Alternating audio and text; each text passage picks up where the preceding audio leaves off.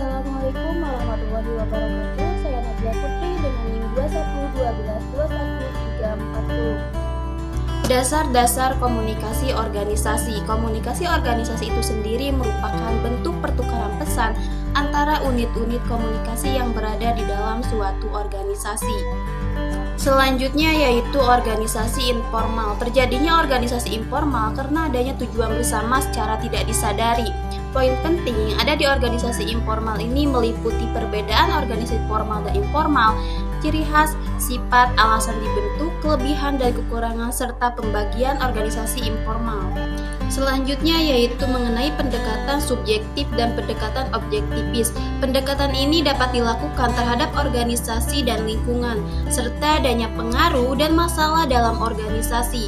Pendekatan objektif yaitu sebagai suatu entitas besar, sedangkan pendekatan subjektif yaitu organisasi akan berkembang dan mencapai tujuan bersama.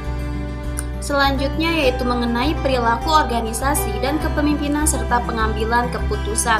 Terbentuknya perilaku organisasi, tujuan komunikasi dalam organisasi, metode komunikasi, hambatan dalam komunikasi, dan faktor perilaku kepemimpinan serta pengambilan keputusan adalah pembahasan yang ada di materi ini.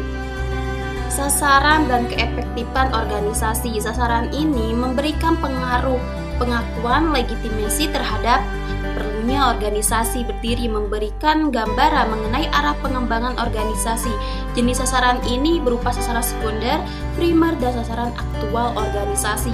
Perumusan sasaran ini berupa SMART yang memiliki arti penting.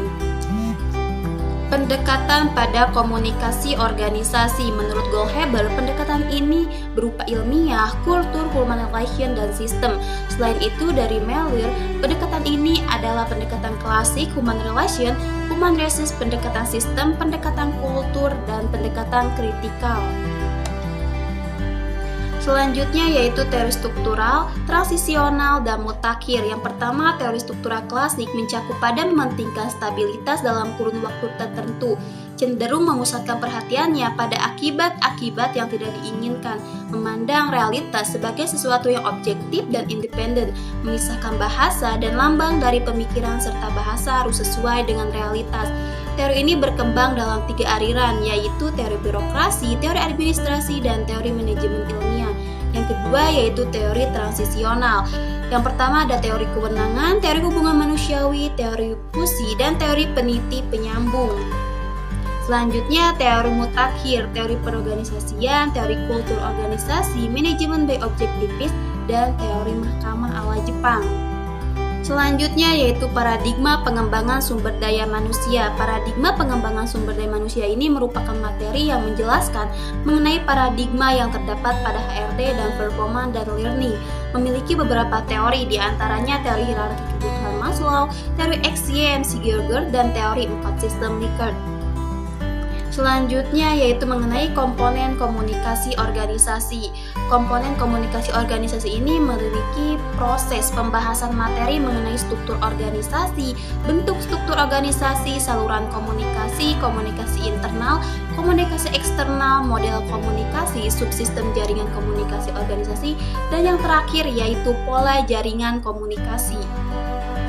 Selanjutnya yaitu kepemimpinan dan motivasi dalam organisasi. Konsep dasar kepemimpinan adalah ilmu dan seni guna untuk melatih leadership dalam sebuah kelompok serta adanya tujuan dan motivasi dari tipe kepemimpinan itu melalui performa kepemimpinan.